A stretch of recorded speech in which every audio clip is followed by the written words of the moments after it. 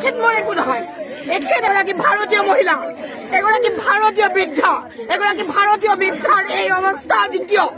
হিমন্ত বিশ্ব শৰ্মা আপোনাৰো মাতৃ আছে, এগৰাকী ভাৰতীয় মহিলাক আপুনি কিয় এনেকে পেলাই দিছে, কিয় পেলাই দিছে? মোৰ একো নাই, তেওঁ কান্দিছে, মোৰ মালে মনত পৰিছে, তেওঁৰ কান্দোন দেখি মোৰ মালে মনত পৰিছে। মই দিব নোৱাৰো, একো দিব নোৱাৰো, মই ধনী মানুহ নহয়, মই একো কৰি দিব নোৱাৰো। কিন্তু হিমন্ত বিশ্ব শৰ্মা আপুনি এবাৰ এই মানুহখিনিৰ এটা সুব্যৱস্থা কৰক, এওঁলোকক খাবলৈ দিয়ক, এওঁলোকক থকাৰ সুবিধা কৰি দিয়ক। ইমান অন্যায় নকৰিব, ইমানো মানুহ নহব, ইমানো মানুহ নহব। হিমন্ত বিশ্ব শৰ্মা তেখেতসকলক কিবা এটা কৰি দিয়ক, কিবা এটা কৰি দিয়ক, খাবলৈ দিয়ক, চিকিৎসা দিয়ক। এই মানুহগৰাকীক যদি বাংলাদেশী আপুনি উলিয়াই খেদি দিয়ক, এয়া মোৰ আপোনালৈ কাতৰ অনুৰোধ। মৃত্যু হোৱাৰ পাছত তেওঁক যিখন লাগে কফন, বগা কাপোৰ, গাত যিখন বগা কাপোৰ মৃতদেহৰ গাত দিয়া হয়, সেই বগা কাপোৰখন আনিবলৈও এই শিবিৰৰ মানুহৰ পইচা নাই। তাৰ পাছত এই অঞ্চলৰ বুজাই আমচুৰ সদস্যই ৰাতি 11:30 বজাত আহি বগা কাপোৰখন দি তেওঁ শৱদেহ ঢাকি দিছে।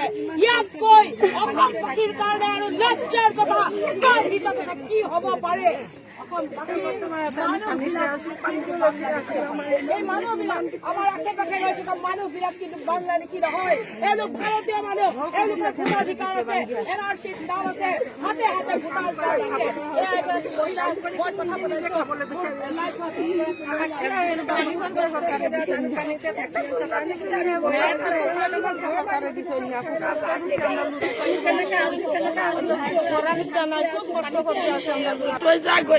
এতিয়া আমাৰবিলাক ল'ৰা ছোৱালী লৈ উঠে আহিছে, এতিয়া খাবলৈ নেপায়, পানী নেপায়, লেট্ৰিন ইমান দুৰ্গন্ধ, বহিব ঘৰত নেপায়, পানী ঘূৰে, ল'ৰা ছোৱালী লৈ ৰাতি গোটেই বহি থাকে, ঠাণ্ডা ইমান কষ্ট কৰি আছো, চৰকাৰে একো সহায় দিয়া নাই। চৰকাৰে এনেকুৱা চাই আছো, এই কুকুৰ মেকুৰৰ লগা এনেকুৱা পেলাই থৈ গৈছে। এইগৰাকী মুছলমান মহিলা, সেইকাৰণে আজি এইগৰাকী মহিলাই এই পানী কেঁচুৱাটো কোচত লৈ কান্দিব লগা হৈছে। তেওঁৰ অপৰাধ কি? তেওঁ ভাৰতীয় নাগৰিক। আপুনি ভোট দিয়ে নে? তেখেতে ভোট দিয়ে, তেওঁৰ ভোটাধিকাৰ আছে। NRCৰ নাম আছে নে? NRCৰ নাম আছে তেখেতৰ। আৰু তেখেতে ইয়াত অসম হোজাই জিলা প্ৰশাসনে দেখুৱাই দিয়া মাটিত আছে। এওঁ যদি বাংলাদেশী হলহেঁতেন, হোজাই জিলা প্ৰশাসনে এওঁক এই ঠাইত থাকিবলৈ কিয় দিছে?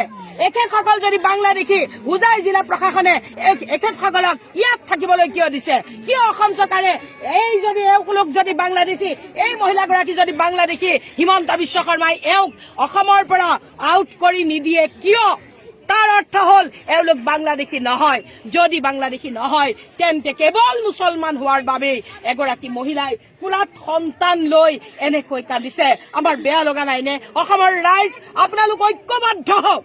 মই একো কৰিব নোৱাৰো, মই মিনিষ্টাৰ নহয়, মই MLA নহয়, মোৰ কোনো ধৰণৰ ক্ষমতা নাই, মই ধনী মানুহ নহয় যে মই এওঁলোকক টকা বিলাম, মোৰ একো নাই। মোৰ আপোনালোকলৈ আবেদন, আপোনালোক একগোট হওক, আপোনালোকে প্ৰতিবাদ কৰক। এই উচ্ছেদ কৰা মানুহখিনিক অসম চৰকাৰে যাতে খাবলৈ দিয়ে, এই কথা আপোনালোকে ছচিয়েল মিডিয়াত জোৰদাৰ প্ৰতিবাদ কৰক। আপোনালোকলৈ মোৰ এয়া বিশেষ বিশেষ অনুৰোধ।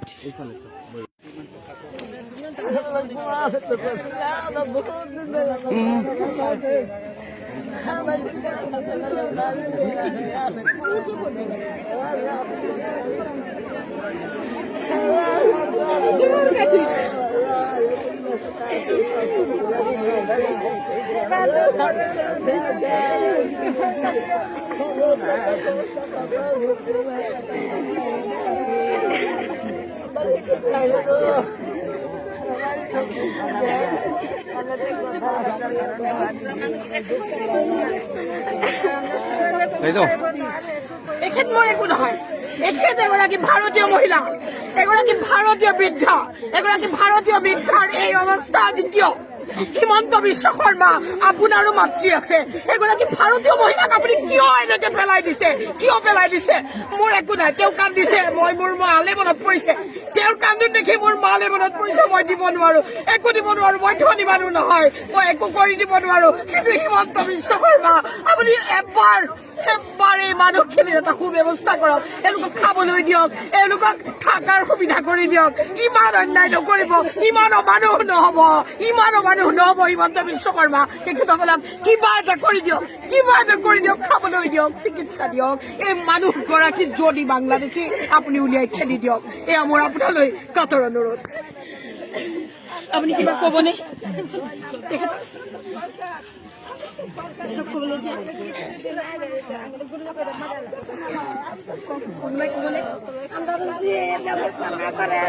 মাৰা লাগছে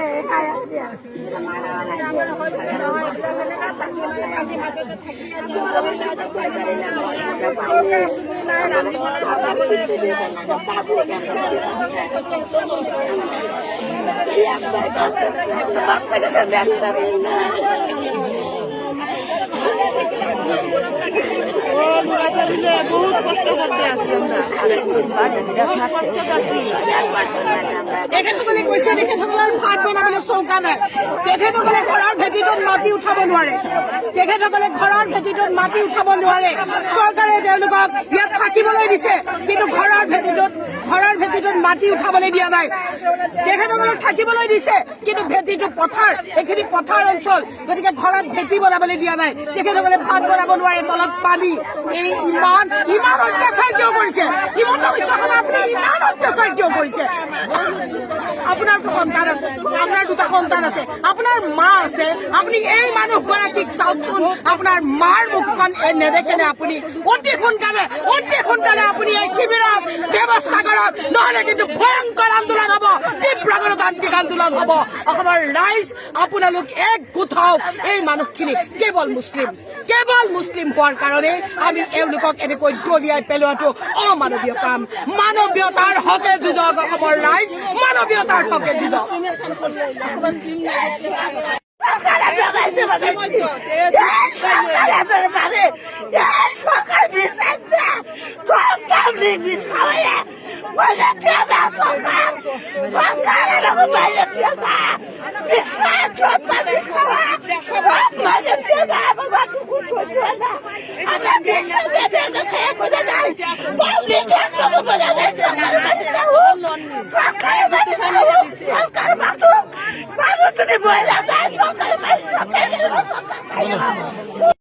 ভগৱান আছে মোৰো আল্লাহ আছে সি ভগৱান কয় মোৰ আল্লাহ মই আল্লাহ সি কিবা আল্লাহ ভিতৰত নাই নেকি সি এটা অত্যাচাৰী ইমান মানুহ ভাগ কৰি আছে এক গলাচ আদি লোকে এক গলাচ পানী দিয়া নাই এটা বোতল দিয়া নাই ইমান দুখ কষ্ট কৰি মানুহ ইয়াত আহিছে খাই আছে ৰখি আছে মই এই কাৰণে অহা নাছিলো আজি 2 মাহ 2.5 মাহ হৈ যোৱাৰ পাছত মই এই কাৰণে চাংমাজিলৈ অহা নাছিলো কাৰণ মই এওঁলোকক একো দিব নোৱাৰো মই ধনী মানুহ নহয় মোৰ একো নাই দিবলৈ মোৰ কোনো ক্ষমতা নাই তথাপিও মই ৰাইজৰ আহ্বান নেওচিব নোৱাৰি আহিলো মই আজি ইয়াত ভাগি পৰিছো তেখেতসকলে কেঁচুৱা লৈ আছে খাবলৈ একো নাই কিয় এনেকুৱা হৈছে এনেকুৱা কিয় কৰিছে হিমন্ত বিশ্ব শৰ্মা আপুনি আমাৰ টকাৰে দৰমহা লৈছে আপোনাৰ ৰাজভৰণত আমাৰ টকা আছে এওঁলোকৰ টকা আছে সকলোকে দিব লাগিব কাইলৈৰ ভিতৰত আপুনি হুজাই জিলা প্ৰশাসন হুজাই ডিচিয়ে দেখিছে নহয় মই হুজাই ডিচিক সুধিছো আপুনি গম পায় নে নাপায়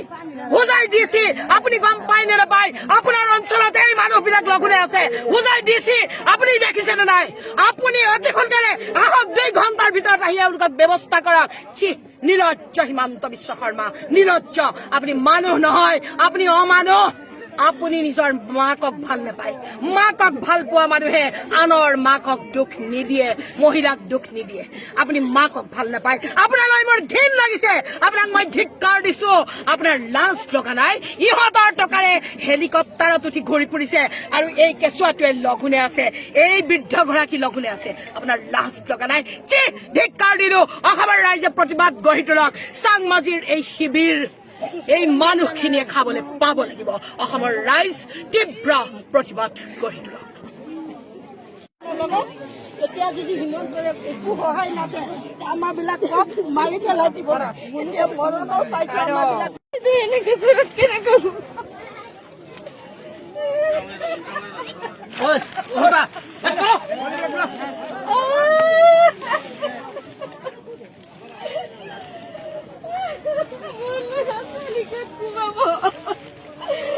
লেফটেন্যান্ট বাথৰুমেৰ পানি তো কৰো তোমায় কেনেকে ঘুমাবে আপুনি এটা পৰিয়ালৰ ঘৰত আছো এইটো চাংমাজিৰ উচ্ছেদিত লোকসকলৰ শিবিৰৰ এটা পৰিয়াল মোৰ কেমেৰাটোৱে দেখক এইখন চাওক প্লাষ্টিকৰ তিৰপাল এখন চাওক এগৰাকী মহিলা ইয়াত থাকে এই ঘৰটোত থাকে এগৰাকী মহিলা আপোনাৰ ল'ৰা ছোৱালী মোৰ ল'ৰা ছোৱালী পাঁচটা ল'ৰা ছোৱালী লৈ আপোনাৰ হাজবেণ্ড আমাৰ হাজবেণ্ড ঘৰত নাই তেখেতৰ হাজবেণ্ড নাই আৰু তেখেতে ল'ৰা ছোৱালী লৈ এইটো ঘৰ চাওক এইটো ঘৰ চাওক এয়া তেখেতৰ অৱস্থা দেখুৱাকচোন কেমেৰাটো এবাৰ দেখক এয়া চাওক এয়া তেখেতৰ অৱস্থা লেট্ৰিনৰ পানী এয়া বৈ আহিছে পিছফালে থকা লেট্ৰিনৰ পানী বৈ আহিছে আৰু এইকেইটা চাউল এই কেমেৰাৰ মোক দেখকচোন এইফালে আছে এই ডলাখনত আছে কেমেৰাটো ইয়াত তেওঁ ভাত বনাই খাব চাওক এইখিনি খৰি ৰাখিছে তেওঁ এইটো চাওক ঘৰটো চাওক কেনেকুৱা চাওক তম্বু এইটো তম্বু মই থিয় হৈ থাকিব পৰা নাই